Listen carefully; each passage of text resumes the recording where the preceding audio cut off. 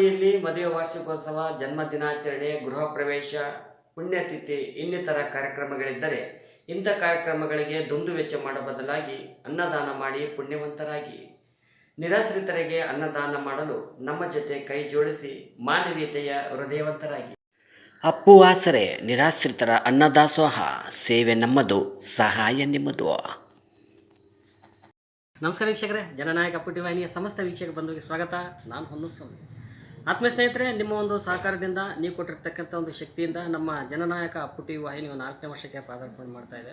ಬಹುಶಃ ಈ ಒಂದು 4ನೇ ವರ್ಷದ ಕಾರ್ಯಕ್ರಮದಲ್ಲಿ ಯಾವೊಬ್ಬ ರಾಜಕೀಯ ವ್ಯಕ್ತಿಗಳು ಕರೆಸಿ ಏನೋ ಒಂದಿಷ್ಟು ಭಾಷಣ ಮಾಡಿಸಿ, ಏನೋ ಒಂದಿಷ್ಟು ಅವ್ರ ಕಡೆಯಿಂದ ದೀಪ ಹಚ್ಚಿ ಉದ್ದೆ ಕಡೆ ಹಚ್ಚೋ ಬದಲಾಗಿ ಪ್ರಾಮಾಣಿಕ ಸೇವೆ ಮಾಡಿರ್ತಕ್ಕಂಥ ಕೆಲವು ಸರ್ಕಾರಿ ಅಧಿಕಾರಿಗಳನ್ನು, ಹಾಗೆ ಕೆಲವೊಂದು ಸಮಾಜ ಸೇವಕರನ್ನು, ಮಹಿಳೆಯರನ್ನು ಗುರುತಿಸಿ ಸನ್ಮಾನ ಮಾಡ್ತಕ್ಕಂಥದ್ದು.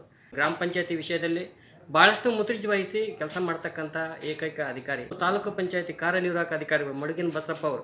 ಭಾಳಷ್ಟು ಕಾರ್ಯಕ್ರಮವನ್ನು ಸೆನೆ ಹಿಡಿದಿದ್ದೀನಿ. ಅವರ ಒಂದು ಭಾಷಣ ಮಾಡೋದು ಒಂದು ಏನೋ ಒಂದಿಷ್ಟು ಖಾಸಗಿ ಕಾರ್ಯಕ್ರಮದಲ್ಲಿ ಅಥವಾ ಯಾವುದೋ ಒಂದಿಷ್ಟು ಸರ್ಕಾರಿ ಕಾರ್ಯಕ್ರಮದಲ್ಲಿ ಭಾಷಣ ಮಾಡಬೇಕಾದ್ರೆ ಮಡಗಿನ ಬಸಪ್ಪ ಅವರು ತಾವು ಬೆಳೆತಕ್ಕಂಥ ಕಷ್ಟಪಟ್ಟಿರ್ತಕ್ಕಂಥ ದಿನಗಳನ್ನ ಮೆಲುಕಾಕಿ ಅವರು ಉದಾಹರಣೆ ಮೂಲಕ ಒಂದಿಷ್ಟು ಭಾಷಣ ಮಾಡ್ತದ್ದು. ಬಹುಶಃ ಇಲ್ಲೇ ಗೊತ್ತಾಗತ್ತೆ ಒಬ್ಬ ಕಷ್ಟಪಟ್ಟಿರ್ತಕ್ಕಂಥ ಒಬ್ಬ ಅಧಿಕಾರಿ ಪ್ರಾಮಾಣಿಕ ಸೇವೆ ನಿಷ್ಠೆಯಿಂದ ಇವತ್ತು ಸಂಡೂರು ಭಾಗದಲ್ಲಿ ಹಲವಾರು ಗ್ರಾಮ ಪಂಚಾಯತಿಗಳಲ್ಲಿ ಉತ್ತಮ ಕೆಲಸ ಮಾಡಲಿಕ್ಕೆ PDOಗಳಿಗೆ ಹಾಗೆ ಸಿಬ್ಬಂದಿ ವರ್ಗದವರಿಗೆ ಸಪೋರ್ಟ್ ಮಾಡ್ತಕ್ಕಂಥ ಇವತ್ತು ಪ್ರಾಮಾಣಿಕ ಸೇವೆ ಇವತ್ತು ಸರ್ಕಾರಿ ಅಧಿಕಾರಿಯಾಗಿ ಬಡವರ ಒಂದು ಏನು ಹೃದಯದಲ್ಲಿ ನೆಲೆಸ್ತಕ್ಕಂಥ ವ್ಯಕ್ತಿ. ಹೀಗಾಗಿ ನಮ್ಮ ಜೊತೆ ಮಡಗಿನ ಬಸಪ್ಪ ಅವರು ಕೂಡ ಇದ್ದಾರೆ.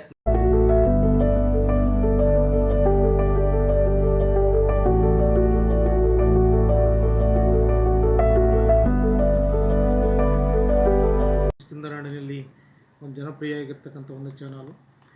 ಜೊತೆಗೆ ಚಾನಲ್ಗಳು ಜನಪ್ರಿಯಕರಿಗಿನ ಒಂದು ಬಡವರ ಬದುಕಿನ ಬಗ್ಗೆ ಮತ್ತು ದಲಿತರ ಕೂಗಿನ ಬಗ್ಗೆ ಧ್ವನಿ ಇಲ್ಲದರ ಧ್ವನಿಯಾಗಿ ಕೆಲಸ ಮಾಡುವ ಒಂದು TV ಅಂದರೆ ನಾನು ಹೇಳೋಕ್ಕೆ ಇಷ್ಟಪಡ್ತೀನಿ. ಜೊತೆಗೆ ನೋಡಿ, ಯಾರು ಗ್ರಾಮೀಣ ಭಾಗದಲ್ಲಿ ಸರ್ಕಾರಿ ಸೇವೆಯಲ್ಲಿ ಸದ್ದಿಲ್ಲದೆ ಭಾಳಷ್ಟು ಜನರು ಸೇವೆ ಸಲ್ಲಿಸುತ್ತಾರೆ, ಅಂಥವ್ರನ್ನು ಗುರುತಿಸಿ ಒಂದು ಸನ್ಮಾನ ಮಾಡುವಂಥ ಕಾರ್ಯಕ್ರಮ 4ನೇ ವರ್ಷ ಇಟ್ಕೊಂಡಿದ್ದಾರೆ. ನಿಜಕ್ಕೂ ಒಳ್ಳೆಯ ಕಾರ್ಯ. ಏನು ಅಪ್ಪು TV ಅಂತೇಳಿ ಹೆಸರಿಟ್ಕೊಂಡಿದ್ದಾರೋ, ಅಪ್ಪನ ಥರ ಇವರು ಮೌನವಾಗಿ ಕ್ರಾಂತಿಯನ್ನು ಸಾಧನೆಯಲ್ಲಿ ಹೆಜ್ಜೆಗಳನ್ನು ಹಾಕ್ತಾರೆ ಅಂತ ಹೇಳೋಕ್ಕೆ ಇಷ್ಟಪಡ್ತೀನಿ. ಹಾಗಾಗಿ ಒಂದು ಅಪ್ಪು TV 4ನೇ ವರ್ಷದ ಕಾರ್ಯಕ್ರಮ ಯಶಸ್ವಿಯಾಗಲಿ. ಜೊತೆಗೆ ಭಾಳಷ್ಟು ನಮ್ಮ ಶಾಲಾ ಶಿಕ್ಷಕರು ಇರ್ಬೋದು, ಅಂಗನವಾಡಿ ಇರ್ಬೋದು, ಮತ್ತು ಸ್ಥಳೀಯವಾಗಿ ಈ ಜನಪದ ಕಲೆಗಳನ್ನು ಉಳಿಸುವ ನಿಟ್ಟಿನಲ್ಲಿ ಭಜನಾ ಮಂಡಳಿ ಮತ್ತು ಸಾಂಸ್ಕೃತಿಕ ಕಾರ್ಯಕ್ರಮ ಜನಪದ ಕಲಾವಿದರನ್ನು ಗುರುತಿಸಿ ಸನ್ಮಾನ ಕಾರ್ಯಕ್ರಮ ನಿಜಕ್ಕೂ ಒಂದು ಶ್ಲಾಘನೀಯ ಕೆಲಸ ಅಂತ ಹೇಳೋಕ್ಕೆ ಇಷ್ಟಪಡ್ತೀನಿ. ಇದು ಮುಂದುವರಿಯಲಿ. ಮತ್ತು ಇವರು ಹೊನ್ನೂರು ಸ್ವಾಮಿಯವರು ಕೂಡ ಭಾಳಷ್ಟು ಮೀಡಿಯಾ ಕೆಲವೊಂದು ವಿಡಿಯೋಗಳನ್ನು ಶೂಟ್ ಮಾಡುವಂಥ ಭಾಳ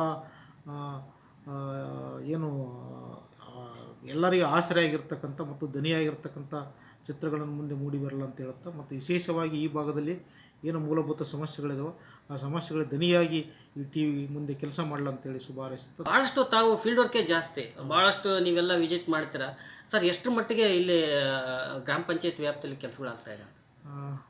ಇದು ಒಳ್ಳೆಯ ಪ್ರಶ್ನೆ. ಇಂದಿನ ನಮ್ಮ ಸಡಕ್ ಸರಿ ಅಂತೇಳಿ ನಮ್ಮ ಸಹೋದರರಿದ್ದರು, ಸ್ನೇಹಿತರಿದ್ದರು.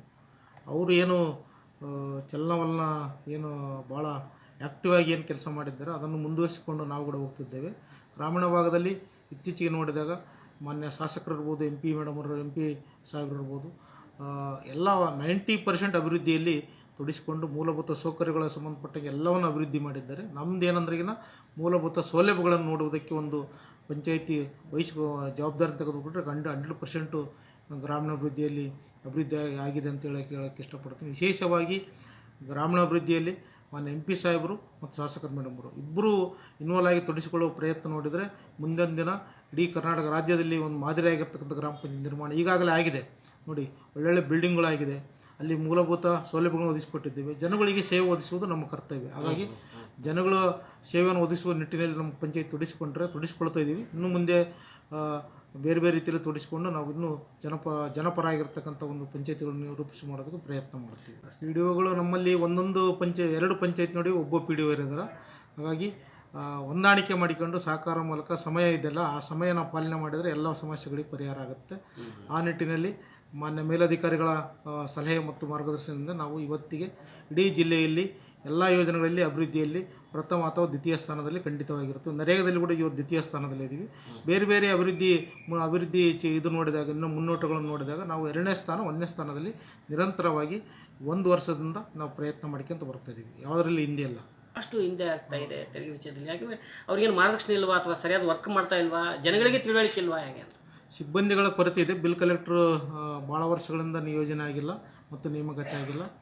ಜೊತೆಗೆ ಈ ವರ್ಷದೇನಿದೆ, ಹಿಂದಿನ ವರ್ಷ ನಮಗೆ ತೆರಿಗೆ ವಸೂಲಾತಿಯಲ್ಲಿ ಕೊನೆಯ ಸ್ಥಾನದಲ್ಲಿದ್ದು ಅಂತ ಹೇಳೋಕ್ಕೆ ಇಷ್ಟಪಡ್ತೀನಿ. 3ನೇ ಸ್ಥಾನದಲ್ಲಿದ್ದೀವಿ. ಈ ವರ್ಷ ಪ್ರಥಮ ಸ್ಥಾನ ಮಾಡುವುದಕ್ಕೆ ಎಲ್ಲ ಪ್ರಯತ್ನಗಳು ಮಾಡಿಕೊಂಡು ಈ ವರ್ಷ ನಾವು ಬಿಡಲ್ಲ. ಇಡೀ ಜಿಲ್ಲೆಯಲ್ಲಿ ಪ್ರಥಮ ಸ್ಥಾನ ನಾವೇ ಪಡಿತೀವಿ. ಅದಕ್ಕೆ ಸಂಬಂಧಪಟ್ಟಂಗೆ ಈಗಾಗಲೇ ಪೂರ್ವ ತಯಾರಿ ಮಾಡ್ಕೊಂಡಿದ್ದೇವೆ.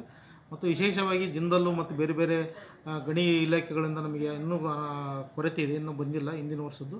ಬಾಕಿ ಬಂದರೆ ನಾವು ಇಡೀ ಜಿಲ್ಲೆಯಲ್ಲಿ ಮೊದಲನೇ ಸ್ಥಾನ ಹೋಗೋಕ್ಕೆ ಪ್ರಯತ್ನ ಮಾಡ್ತೀವಿ. ಏನು ಸರ್, ತಾವು ಇಷ್ಟೆಲ್ಲ ಮುತುರ್ಜಿ ವಹಿಸಿ ಇಷ್ಟೆಲ್ಲ ಫೀಲ್ಡ್ ವರ್ಕ್ ಮಾಡಿದ್ರು ಕೂಡ ಇಲ್ಲೊಂದು ಕಡೆ ನರೇಗಾದಲ್ಲಿ ಸರಿಯಾದ ಕೂಲಿ ವಿತರಣೆ ಆಗ್ತಾ ಇಲ್ಲ ಅಂತಕ್ಕಂಥದ್ದು ಕೂಡ ಅಲ್ಲಲ್ಲಿ ಮಾತುಗಳು ಕೇಳಿ. ಏನಾಗಿದೆ, ನರೇಗಾದಲ್ಲಿ ಕೂಲಿ ವಿತರಣೆ ಆಗುತ್ತೆ. ಗುಣಮಟ್ಟ ಮತ್ತು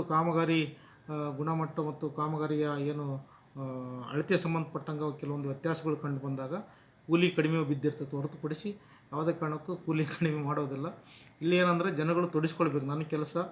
ನಮ್ಮ ಕೆಲಸ ನನ್ನ ಊರು ನನ್ನ ಜವಾಬ್ದಾರಿ ಅಂತೇಳಿ ಭಾವನೆಗಳು ಬಂದಾಗ ಮಾತ್ರ ಕೆಲಸಗಳಾಗ್ತವೆ. ಆ ನಿಟ್ಟಿನಲ್ಲಿ ಪ್ರಯತ್ನ ಮಾಡಿ ನಾವೇ ಮೊನ್ನೆ DS ಸಾಹೇಬರು ನಾವು ನೇರವಾಗಿ ಫೀಲ್ಡಿಗೆ ಹೋಗಿ ಕಾರ್ಮಿಕರಿಗೆ ಒಂದು ಕೆಲಸದಲ್ಲಿ ತೊಡಗಿಸ್ಕೊಳ್ಳೋದಕ್ಕೆ ಪ್ರಯತ್ನ ಮಾಡಿದ್ದೇವೆ. ಹಿಂದೆಲ್ಲ ಫೇಸ್ ಅಥೆಂಟಿಕೇಷನ್ ಇದ್ದಿಲ್ಲ, ಈ ವರ್ಷದಿಂದ ಆರಂಭ ಆಗಿದೆ. ಹಾಗಾಗಿ ಜನಗಳು ಬರೋಕ್ಕೆ ಹಿಂದೇಟ್ ಆಗ್ತಿದ್ರೆ ಆ ಪ್ರಯತ್ನವನ್ನು ಹೋಗಲಾಡಿಸಿ ನಾವು ಇಡೀ ಜಿಲ್ಲೆಯಲ್ಲಿ 2ನೇ ಸ್ಥಾನದಲ್ಲೇ ಇದ್ದೀವಿ. ನರೇಗಾ ಏನು ತಾವು ಶಾಸಕರ ಹಿಂದೆ ಬಂದಾಗ ಕೂಡ ಕೆಲವೊಂದು ಹಳ್ಳಿ ಭಾಗದಲ್ಲಿ ಕೂಡ ನಾವೇ ಕವರ್ ಮಾಡಿದ್ದು, ಜಾಗ ಇಲ್ದವರಿಗೆ ಮನೆ ಇಲ್ದವರಿಗೆ ಫಾರಮ್ ಕೊಡಿ ತೊಗೊಳ್ರಿ, ಆಮೇಲೆ ಸರಿಯಾದ ರೀತಿಯಲ್ಲಿ ದಾಖಲೆ ಒದಗಿಸ್ರಿ ಅಂತ ಹೇಳಿದ್ರೆ ಈಗಲೂ ಕೂಡ ಮಿಕ್ಸ ಪ್ರತಿಕ್ರಿಯೆ ಬರ್ತಾ ಇದೆ. ಅದ್ರ ಬಗ್ಗೆ ಕೆಲವೊಂದು ಮಾಹಿತಿಗಳು ಕೂಡ ಜನಗಳಿಗೆ ಗೊತ್ತಿಲ್ಲ ಅಂತಕ್ಕಂಥದ್ದು. ಇಡೀ ಜಿಲ್ಲೆಯಲ್ಲಿ ಅತ್ಯಂತ ಹೆಚ್ಚು ವಸತಿ ಮತ್ತು ನಿವೇಶನಗಳನ್ನು ನಾವು ಅಪ್ಲೋಡ್ ಮಾಡಿರೋದು ಮತ್ತು ಎಂಟ್ರಿ ಆಗಿರೋದು ಮತ್ತು ಬೇಡಿಕೆ ಸೃಜನೆ ಮಾಡಿರೋದು ಇಡೀ ಜಿಲ್ಲೆಯಲ್ಲಿ ನಮ್ಮ ಸಂಡೂರು ತಾಲೂಕು ಅಂತ ಹೇಳೋಕ್ಕೆ ಇಷ್ಟಪಡ್ತೀನಿ. ಅದು ಖುಷಿ ಆಗುತ್ತೆ.